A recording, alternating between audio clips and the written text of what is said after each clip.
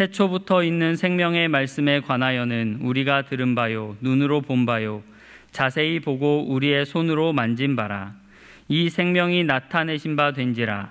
이 영원한 생명을 우리가 보았고 증언하여 너희에게 전하노니 이는 아버지와 함께 계시다가 우리에게 나타내신 바 된 이시니라. 우리가 보고 들은 바를 너희에게도 전함은 너희로 우리와 사귐이 있게 하려 함이니 우리의 사귐은 아버지와 그의 아들 예수 그리스도와 더불어 누림이라. 우리가 이것을 씀은 우리의 기쁨이 충만하게 하려 함이라. 우리가 그에게서 듣고 너희에게 전하는 소식은 이것이니 곧 하나님은 빛이시라. 그에게는 어둠이 조금도 없으시다는 것이니라. 만일 우리가 하나님과 사귐이 있다 하고 어둠에 행하면 거짓말을 하고 진리를 행하지 아니함이거니와 그가 빛 가운데 계신 것 같이 우리도 빛 가운데 행하면 우리가 서로 사귐이 있고 그 아들 예수의 피가 우리를 모든 죄에서 깨끗하게 하실 것이요 만일 우리가 죄가 없다고 말하면 스스로 속이고 또 진리가 우리 속에 있지 아니할 것이요 만일 우리가 우리 죄를 자백하면 그는 미쁘시고 의로우사 우리 죄를 사하시며 우리를 모든 불의에서 깨끗하게 하실 것이요 만일 우리가 범죄하지 아니하였다 하면 하나님을 거짓말하는 이로 만드는 것이니 또한 그의 말씀이 우리 속에 있지 아니하니라. 아멘. 한 주간 동안 평안히 잘 지내셨습니까? 네. 우리 지금 이렇게 교회에서 또 가정에서 예배를 드리는데 우리 같이 인사 좀 나누실까요? 목례로. 네, 반갑습니다. 네, 성도 여러분 환영합니다. 평안하시지요? 네. 네. 오늘부터는 이제 요한 일서를 매주마다 강해하게 되었는데요. 오늘은 먼저 최고의 사귐이라는 제목으로 말씀을 전하겠습니다.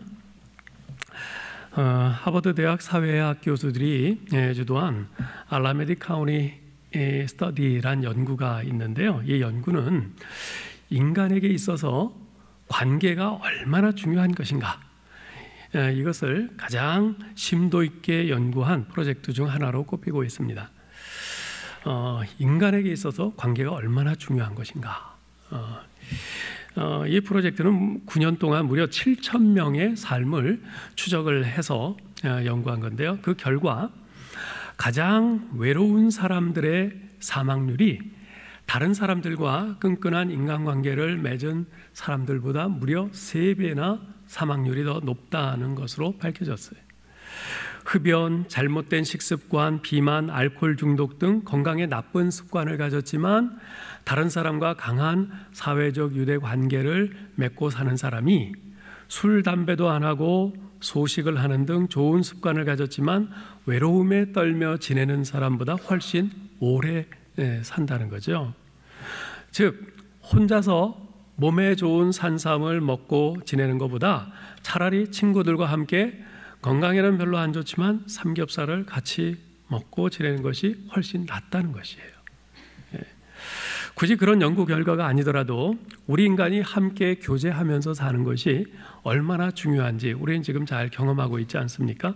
당장 현 상황만 보더라도요. 코로나19로 인해서 우리가 교회에 모이지 못하고 온라인 예배를 드리는 분들이 많잖아요. 또 우리가 현장 예배를 드리면서도 함께 식사하고 같이 커피를 마시고 교제하며 이렇게 못하잖아요. 이런 상황이 얼마나 답답합니까? 하나님께 예배 드리기는 했지만 꼭 뭔가 중요한 걸 빼먹은 것 같은 그런 허전함을 느끼지 않습니까? 성경에서는 우리 인간이 함께 교제하며 살도록 지음받은 존재임을 분명히 하고 있습니다. 창세기 1장에 나오는 창조 이야기에 보면요, 다음과 같은 짧은 후렴구가 여러 차례 반복되는 것을 볼 수 있습니다. 하나님이 이르시되 빛이 있으라 하시매 그대로 되니라. 그리고 하나님이 보시기에 좋았더라. 첫째 날부터 여섯째 날까지 모두 똑같아요. 특히 여섯째 날 마지막으로 사람을 창조하신 후에는 뭐라고 하세요? 보시기에 심히 좋았더라 라고까지 말씀을 하세요. 자, 그런데 창세기 2장에 보면 하나님께서 사람을 창조하신 후에 이렇게 말씀하시는 것을 볼 수 있습니다. 여호와 하나님이 이르시되 사람이 혼자 사는 것이 좋지 아니하니 내가 그를 위하여 돕는 배필을 지으리라 하시니라. 하나님께서 자신의 형상을 따라 창조하신 인간입니다. 하나님을 꼭 빼닮은 존재라는 말입니다. 그리고 아직은 타락하기 전의 인간이에요. 죄도 불순종도 없던 상태의 온전한 인간이었단 말입니다. 더군다나 그는 날마다 하나님과 더할 나위 없는 아주 친밀한 교제를 나누고 있었어요. 그는 날이 서늘할 때 동산에서 하나님과 함께 산책을 하면서 교제했죠. 사랑으로 가득 찬 전능자요 창조주이신 하나님께서는 그를 아시고 그의 머리털 하나까지도 깊이 사랑하셨습니다. 말하자면 아담은 이보다 더 이상 완전할래야 완전할 수 없는 최상의 상태에 있었습니다. 그런데 어째서 하나님께서는 그러한 아담을 보시고 좋지 않다라고 하신 것일까요?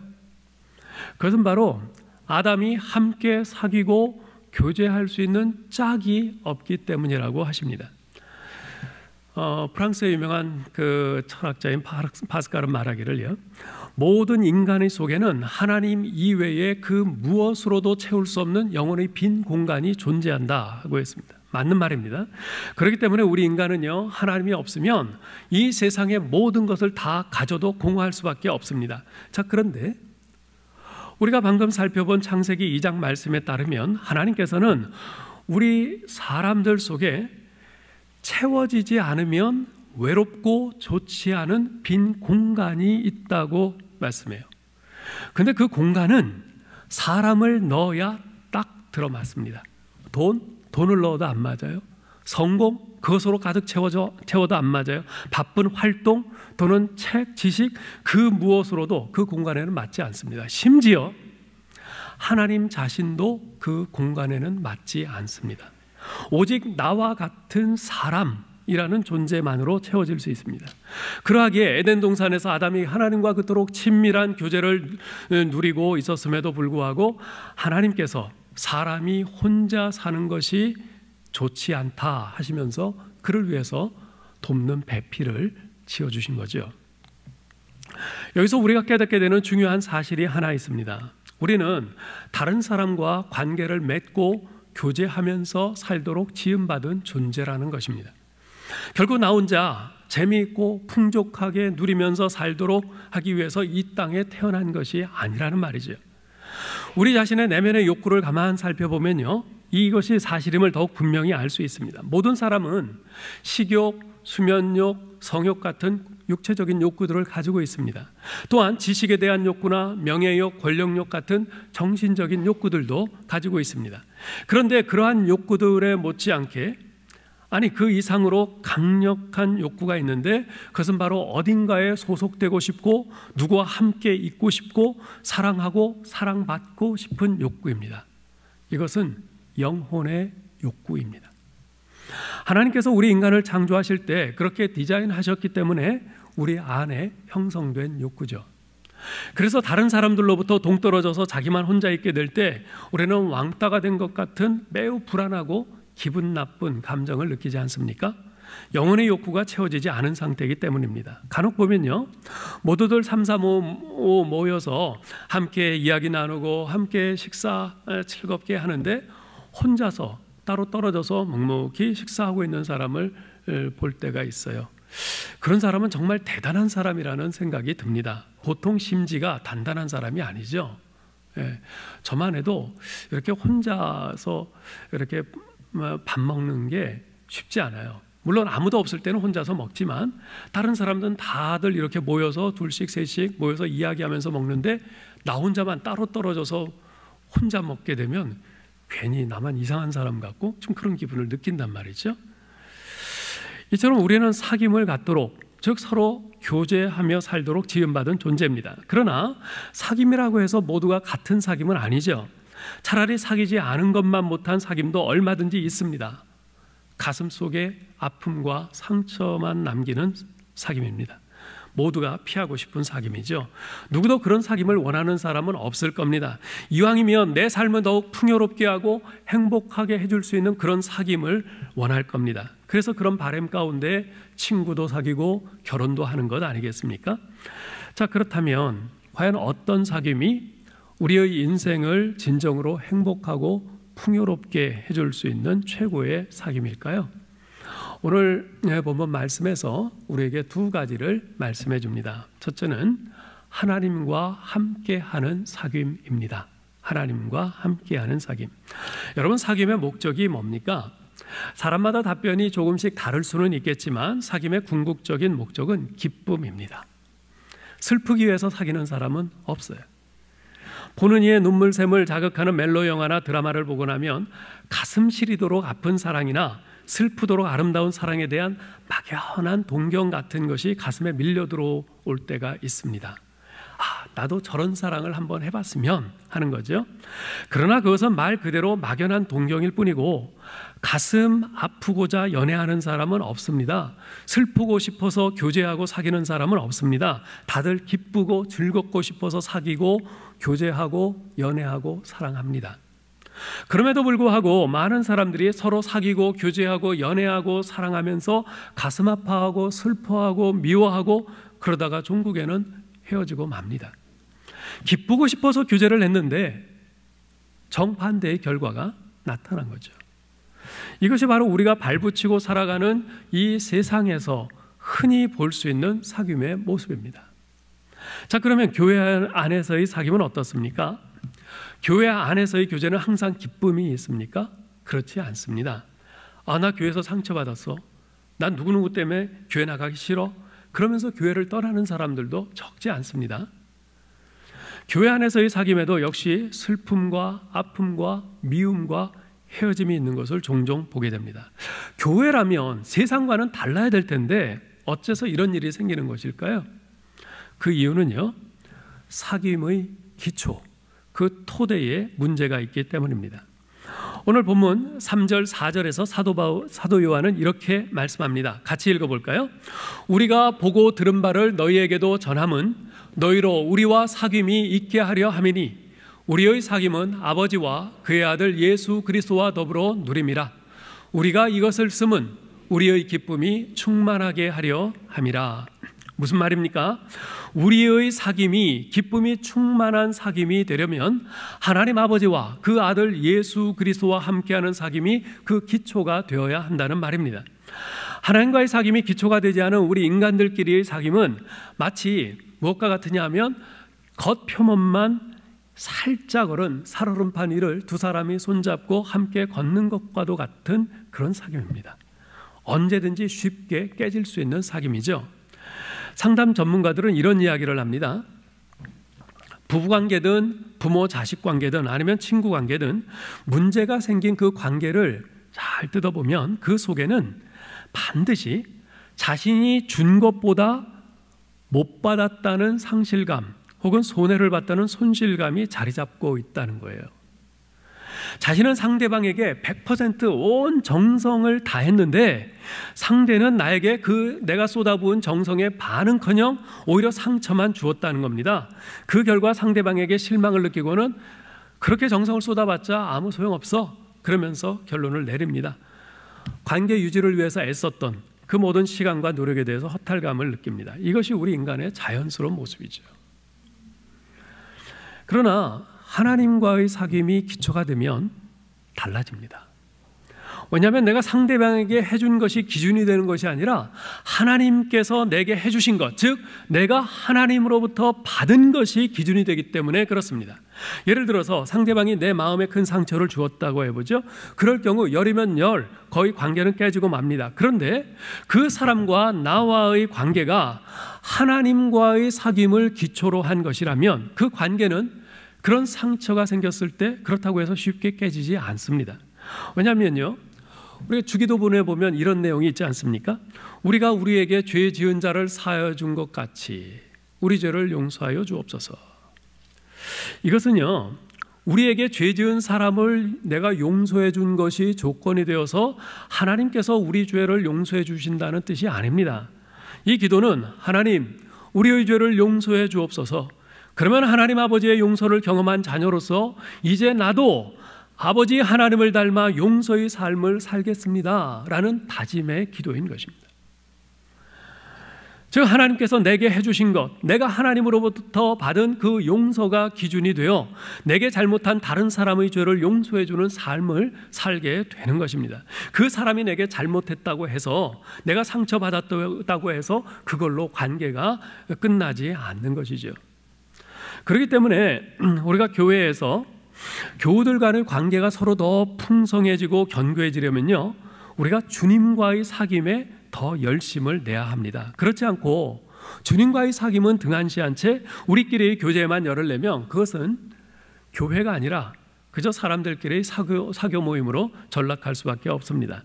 그리고 그런 관계는 조금만 감정이 상해도 쉽게 틀어지고 깨질 수밖에 없죠. 여러분 한번 생각해 보세요.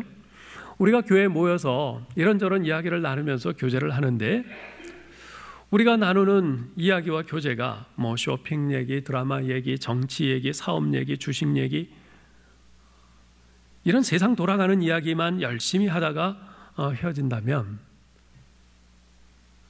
몇 시간 동안 우리가 함께 재밌게 이야기하다가 돌아갈 때 우리의 가슴 속에 뭐가 남을까요? 여러분, 이제까지 한두 시간 함께 이야기를 나눈 그 사람과 헤어질 때 기도하면서 헤어져 본 적 있으세요?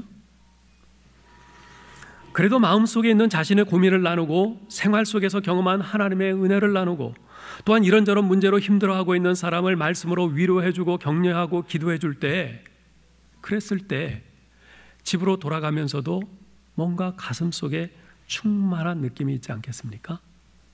그것이 함께 신앙생활하는 진정한 기쁨 아니겠습니까? 예수 그리스도는 단순히 우리 영혼의 구세주만이 아니십니다. 그분은 우리의 모든 죄를 용서하시고 구원해 주신 분이실 뿐만 아니라 우리의 삶을 더욱 풍성하게 해주시는 분이세요. 그래서 주님께서는 요한복음 10장 10절에서 자신이 오신 목적을 이렇게 말씀하셨죠. 내가 온 것은 양으로 생명을 얻게 하고 더 풍성히 얻게 하려는 것이라. 오늘 본문 1절에서 사도 요한은 이렇게 말합니다. 태초부터 있는 생명의 말씀에 관하여는 우리가 들은 바요, 눈으로 본 바요, 자세히 보고 우리의 손으로 만진 바라. 예수 그리스도는 생명의 말씀이십니다. 그래서 생명의 말씀이신 예수 그리스도를 영접한 사람마다 영혼이 살아납니다. 그분은 life giver, 즉 우리에게 생명을 주시는 분이시기 때문에 그렇습니다. 그러나 그것이 다가 아닙니다. 생명의 말씀이신 예수님이 우리 안에 들어오시면 우리의 삶이 더욱 풍성해집니다. 왜냐하면 하나님의 말씀은요, 우리 안에 들어오면 우리의 삶을 그냥 망가진 채로, 부족한 채로, 초라한 채로 그냥 놔두지 않기 때문에 그렇습니다. 여러분, 히브리서 4장 12절 말씀 우리 같이 한번 읽어보죠. 하나님의 말씀은 살았고 운동력이 있어 좌우의 날선 어떤 검보다도 예리하여 우리의 혼과 영과 관절과 골수를 찔러 쪼개기까지 하며 또 마음의 생각과 뜻을 감찰하나니.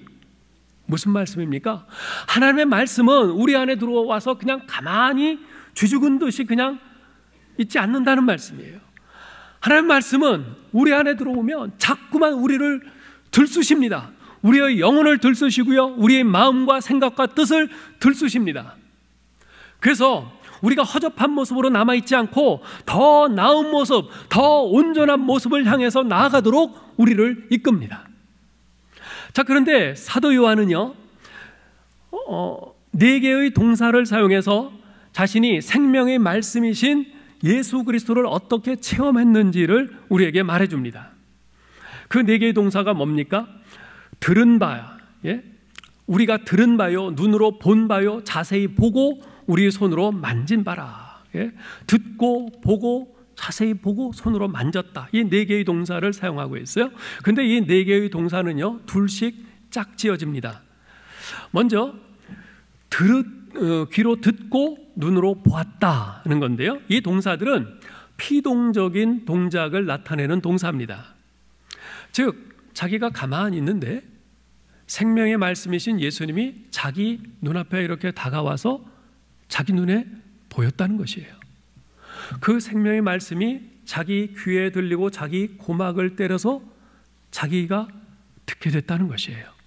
피동적인 거죠. 내가 찾아서 본 것 아니고 찾아서 들은 것 아니에요. 가만히 있는데 그 생명의 말씀이신 예수님이 내 눈앞에 보여졌어요. 내 귀에 들려졌어요. 그래서 요한은 2절에서도 이렇게 말합니다. 이 생명이 나타내신 바 된지라. 이 영원한 생명을 우리가 보았고 증언하여 너희에게 전하노니 이는 아버지와 함께 계시다가 우리에게 나타내신 바 된 이시니라. 이 생명이 어떻게 됐다고요? 나타내신 바 되었다. 우리에게 나타내신 바 되었다. 자기는 가만히 있었는데 하나님이 생명의 말씀이신 예수님을 우리에게 보내셔서 우리 눈에 보여지게 하시고 귀에 들려지게 하셨다는 겁니다. 하나님의 자기 계시입니다. 사실 하나님이 우리 자신을 우리에게 보여주지 않으시면 우리는 그분을 알 도리가 전혀 없어요. 그런데 하나님께서 태초부터 있는 생명의 말씀이신 예수 그리스도를 우리에게 나타내 보여주신 겁니다. 결코 우리가 열심히 하나님을 찾고 찾아서 알게 된 것이 아닙니다. 그렇기 때문에 이것이 은혜죠. 은혜죠. 나는 하나님을 전혀 찾을 생각 없었는데 하나님께서 먼저 우리에게 생명의 말씀이신 예수 그리스도를 보여주시고 들려주셔서 우리가 비로소 알게 되고 깨닫게 되고 믿게 되었으니 이게 은혜죠. 그래서 우리가 자신을 나타내 보여주신 하나님께 감사할 수밖에 없는 겁니다. 자, 그런데 두 번째 묶음의 동사가 있어요. 그것은 자세히 보고 우리의 손으로 만진바라. 자세히 보고 우리의 손으로 만졌다. 이 동사들은요, 처음에 그 두 동사와는 달리 내 자신의 능동적이고 적극적인 동작을 나타내는 동사입니다. 우리의 귀에 들려지고 우리의 눈앞에 나타나 보여진 그 생명의 말씀 되신 예수 그리스도를 이제 내가 두 눈을 크게 뜨고 적극적으로 쳐다보고 능동적으로 손을 뻗어서 그분을 만진 것입니다. 사랑하는 성도 여러분, 우리가 말씀 또 말씀이신 예수 그리스도를 경험하는 데는 이 두 가지 자세가 다 필요합니다. 네. 처음에 말씀드렸듯이 하나님께서 자신을 우리에게 보여주지 않으시면 우리는 전혀 볼 수도 들을 수도 깨달을 수도 없어요. 그런데 먼저 하나님께서 우리에게 독생자 예수 그리스도를 보내주셨어요. 우리 눈앞에 나타내 보여주셨어요. 우리 귀에 들리게 해주셨어요. 그 은혜를 받은 우리가 이제부터는 능동적으로 우리가 더 자세히 생명의 말씀이신 주님을 쳐다보아야 합니다. 손을 뻗어서 그분을 만져야 합니다. 예배 때마다 여러분의 귀에 들려지는 이 설교의 말씀을 그저 수동적으로만 듣지 마시고 그 말씀을 깊이 생각하면서 믿음으로 적극적으로 들으시기 바랍니다.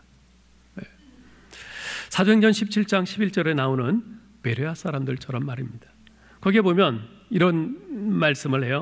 베레아에 있는 사람들은 데살로니가에 있는 사람들보다 더 너그러워서 간절한 마음으로 말씀을 받고 이것이 그러한가 하여 날마다 성경을 상고함으로. 그들은 사도 바울이라는 대사도가 말씀을 전한다고 해서 그저 부동자세로 가만 듣고 있지만 않았어요. 그 말씀을 향해서 간절히 마음을 열고 그 말씀을 들을 뿐만 아니라 그 말씀이 과연 그러한가 해서 날마다 성경을 묵상하면서 확인 또 확인했어요. 거기에 하나님께서 큰 은혜를 부어주신 거죠. 여러분, 요즘 여러분과 하나님과의 관계는 어떠세요? 생명의 말씀이신 주님을 여러분 안에 풍성히 모셔드리고 있습니까? 혹시 하나님과의 관계가 멀어져 있다면 그것은 혹시 여러분이 생명의 말씀을 등한히 해서 그런 것은 아닐까요? 기독교는 이론이나 사색이 아니라 생명이며 예수 그리스도와 함께하는 삶의 과정이다 라는 말이 있습니다. 존 듀크 콜리지라는 분이 한 말인데요. 따라서 우리가 주님의 말씀을 매일 읽고 묵상하면서 마음에 담는 삶을 살고 있지 않다면 우리는 그리스도인의 삶을 살고 있는 것이 아닐 뿐더러 결코 신앙생활을 하고 있다고 말할 수도 없습니다.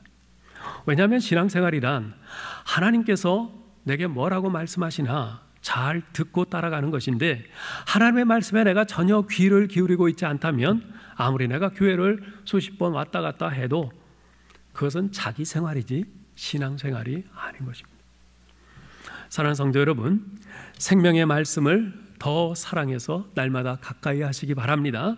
부지런히 읽고 묵상함으로써 주님과 깊은 교제를 누리시기 바랍니다. 그리고 그 주님과의 교제가 기초가 되어서 다른 믿음의 형제자매들과 더욱 풍성한 교제를 나누고 견고한 관계를 이루어갈 수 있기를 축복합니다. 자, 최고의 사귐의 두 번째는 무엇인가? 그것은 빛 가운데 행하는 사귐입니다. 자, 최고의 사귐 첫 번째가 뭐라고 그랬죠? 하나님과의 사귐이라고 그랬어요. 그 하나님과의 사귐이 기초가 되어야 된다고 그랬습니다. 그러면 우리 사귐의 기초가 되시는 하나님은 어떤 분이신가? 5절에 보면 이렇게 말씀합니다. 같이 읽어보죠. 우리가 그에게서 듣고 너희에게 전하는 소식은 이것이니 곧 하나님은 빛이시라. 그에게는 어둠이 조금도 없으시다는 것이니라. 하나님은 빛이십니다. 하나님의 빛이시라는 말씀은 그분과 사귐을 갖는 우리가 어떻게 행해야 하는가, 이것을 또한 가르쳐 줍니다. 하나님과 사귐을 갖는 사람, 즉 신앙인은 어둠 가운데 행해서는 안 된다는 것입니다. 이거 뭐 너무나 자명한 거죠. 하나님은 빛이신데 내가 빛이신 하나님과 사귄다고 하면서 어둠과 사귈 수 있는 것은 불가능하죠. 그건 불가능해요. 그리고 우리가 빛 가운데 행할 때 우리 그리스도인들 간의 교제는 더욱 견고하고 풍성하게 됩니다. 7절 보세요. 같이 읽어볼까요? 그가 빛 가운데 계신 것 같이 우리도 빛 가운데 행하면 우리가 서로 사귐이 있고 그 아들 예수의 피가 우리를 모든 죄에서 깨끗하게 하실 것이요. 하나님과의 사귐이 우리들 서로 간의 사귐을 최고의 사귐이 되게 해주는 든든한 기초라면, 빛 가운데 행하는 사귐은 우리의 사귐을 최고의 사귐이 되게 해주는 견고한 기둥이라고 할 수 있습니다. 왜냐하면 저 사람은 빛으로 걸어가는데 나는 자꾸만 어두움으로 걸어간다면 우리의 사귐은 불가능하기 때문입니다. 그러나 우리가 함께 빛 가운데로 걸어간다면 거기에는 시너지 효과가 일어나요. 그래서 서로가 서로에게 격려가 되고 위로가 되고 서로를 지탱해 주는 기둥이 됩니다.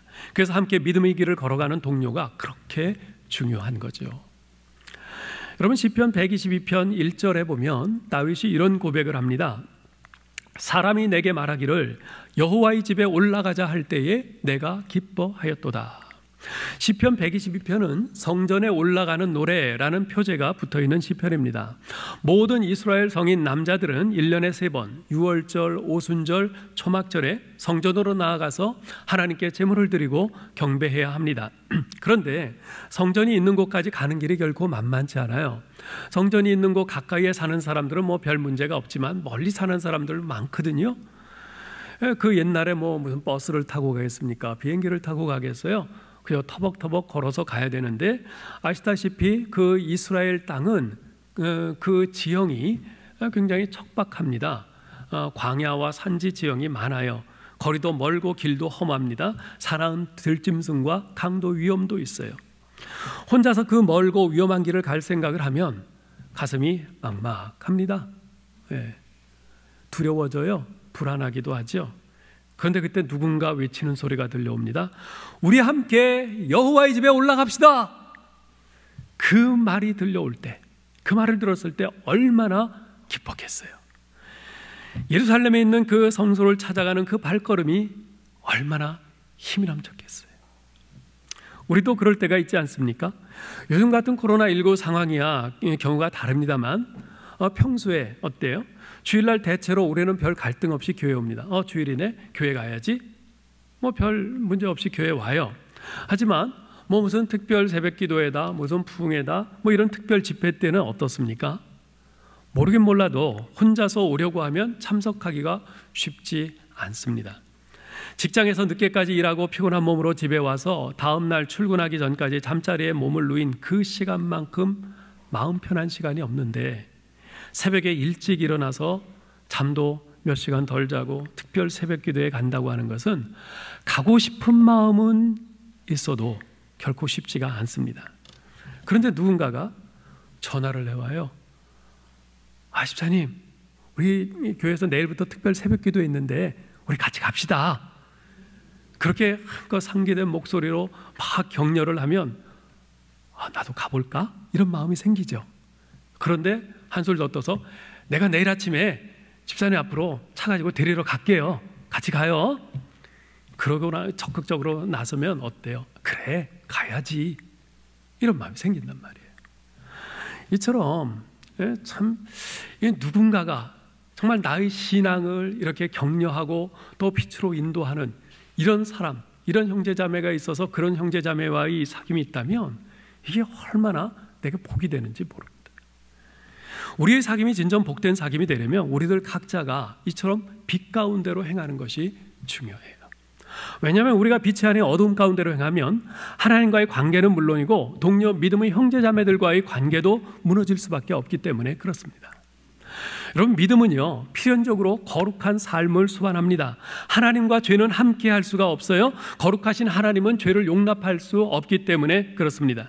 복음은 세상의 어둠을 버리고 빛이신 하나님을 따르게 합니다. 하나님 앞에 나오려면 우선적으로 죄의 문제부터 해결되어야 합니다. 죄인인 인간은 예수 그리스도의 보혈로 정결케 된 후에야 하나님과 동행할 수 있습니다.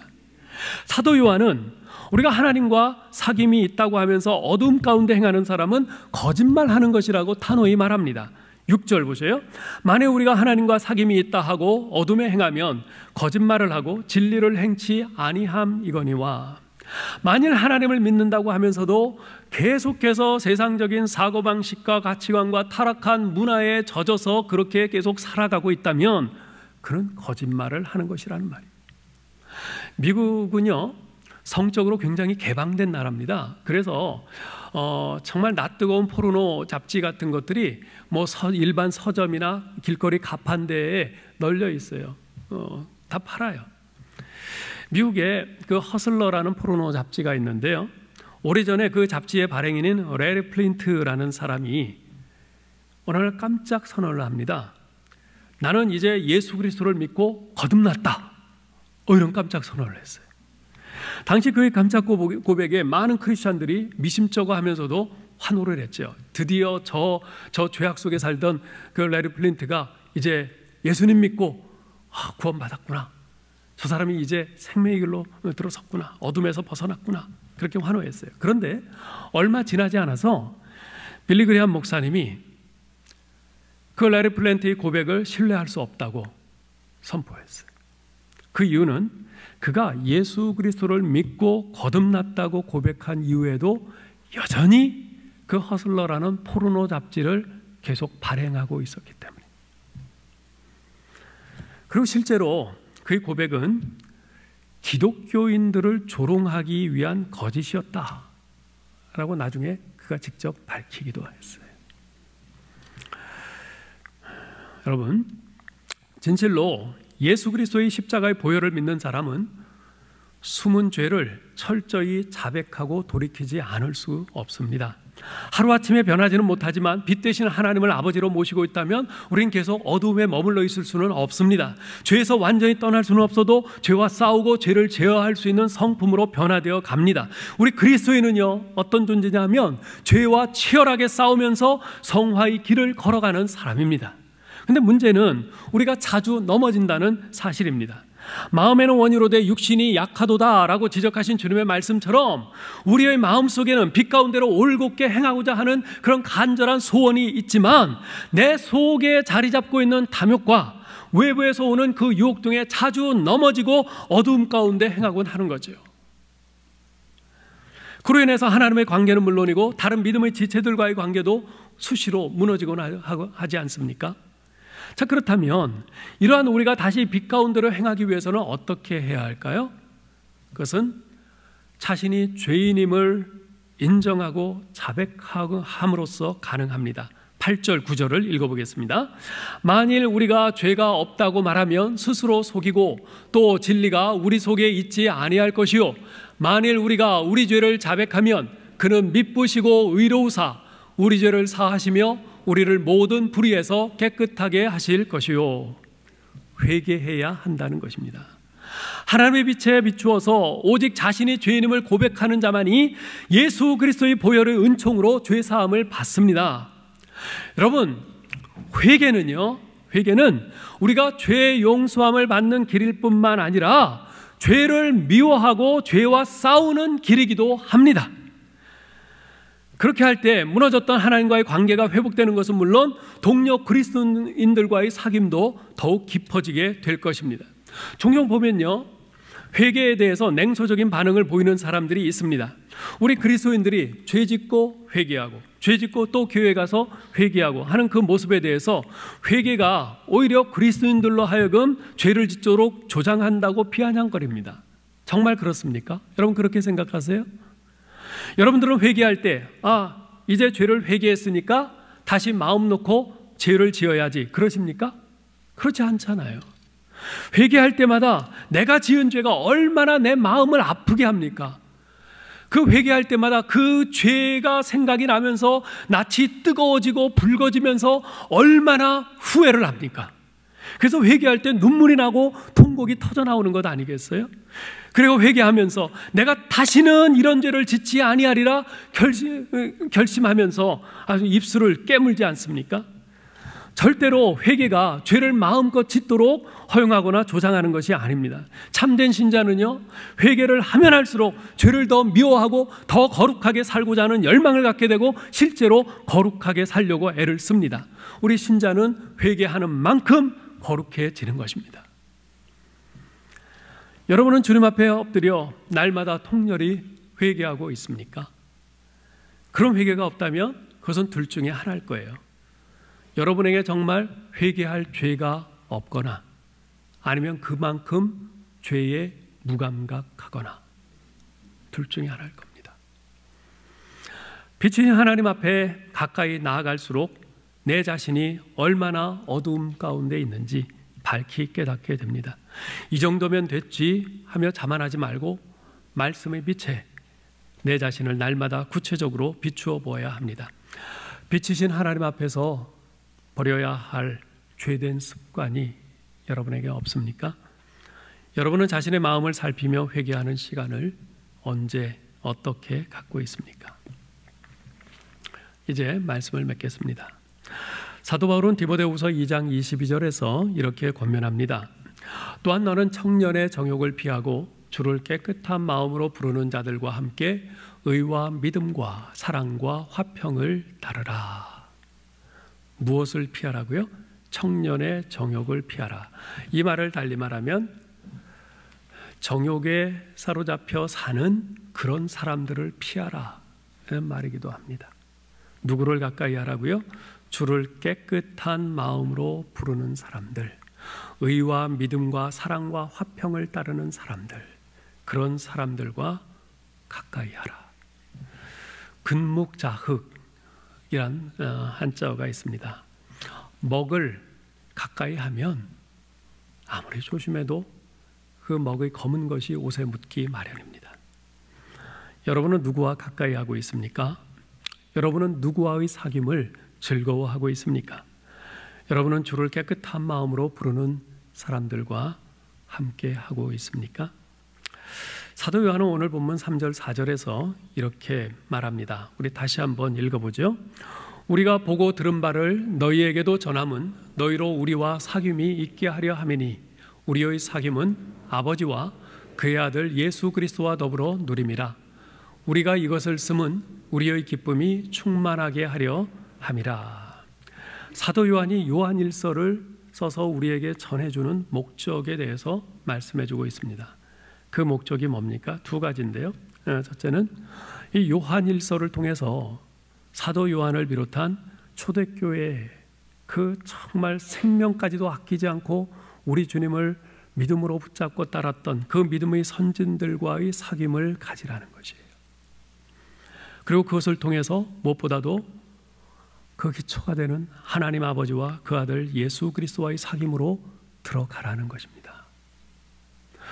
여러분, 우리가 성경을 읽는 것이 바로 이러한 목적 때문입니다. 수천 년 전에 쓰여진 성경이 오늘날 우리에게 가치가 있는 것이 바로 이러한 이유 때문입니다. 성경은 결코 호랑이 담배 먹던 시대에 재미있는 옛날 얘기가 아닙니다. 거기에는 이제까지 우리 하나님의 사랑을 받고 그 하나님을 사랑하면서 살려고 애쓴 자기의 생명까지도 아끼지 않았던 그 수많은 믿음의 사람들의 이야기가 여기에 담겨 있습니다. 우리가 그것을 읽을 때, 들을 때 연약했던 우리의 믿음에 위로가 되고 격려가 됩니다. 새로운 힘과 용기를 줍니다. 무엇보다도 그 속에서 우리는 지금도 살아계시는 우리 하나님 아버지, 그리고 우리 주 예수 그리스도를 발견합니다. 과거 그 연약했던 그 믿음의 사람들, 그럼에도 불구하고 그들에게 믿음을 더해 주시고 은혜를 주시고, 그래서 그들로 하여금 그 어떤 어려운 상황 속에서도 믿음을 포기하지 않고 우리 하나님을 바라보며 믿음으로 끝까지 살도록 해주신 그 하나님 아버지와 예수 그리스도, 그분이 그 안에 들어 있습니다. 그분을 우리로 하여금 다시 보게 만듭니다. 그래서 우리로 하여금 다시 그 하나님과 예수 그리스도를 보고 그분과의 사귐으로 들어가게 만듭니다. 또 하나의 목적은 그렇게 함으로써 하늘로부터 오는 충만한 기쁨을 누리라는 것입니다. 우리가 성경을 읽을 때, 그래서 그 믿음의 선진들과 그들과 함께 하신 그들을 붙잡아 주신 우리 하나님의 은혜를 보며 우리가 그 안에서 하나님께서 나도 이와 같이 사랑하시지, 하나님께서 나도 이와 같이 은혜로 붙드시고 여기까지 인도하셨지, 우리가 이 생각을 하면서 하나님이 부어주시는 충만한 기쁨을 우리도 맛보게 됩니다. 아무쪼록 오늘부터 시작된 이 요한일서 강해를 통해서 매주 사랑하는 성도 여러분께 이러한 복된 최고의 사귐이 열리고 하늘의 기쁨이 충만하게 되기를 주님의 이름으로 축원합니다. 여러분, 그러기 위해서 그냥 주일날 와서 설교만 듣지 마시고 오늘부터 매일 요한일서를 하루에 한 장씩 읽고 묵상하고 그렇게 하실 수 있기를 바랍니다. 그러면 주일날 오셔서 이 설교를 들으실 때 더 큰 하늘의 은혜가 여러분에게 임하실 줄 믿습니다. 하나님 은혜를 감사합니다.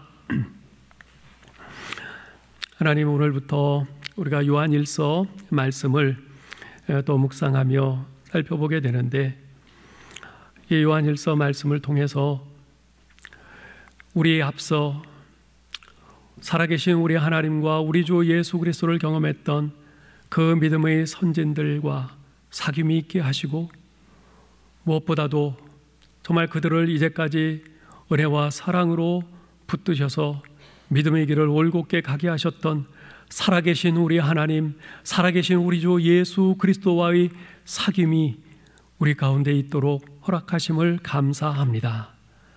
그리고 그러한 사귐을 통해서 우리에게 이 세상에서 줄 수 없는 하늘의 충만한 기쁨을 허락하셔 주실 것을 믿고 감사드립니다. 하나님, 우리 사랑하는 성도들, 오늘부터 계속되는 이 요한일서 강해를 통해서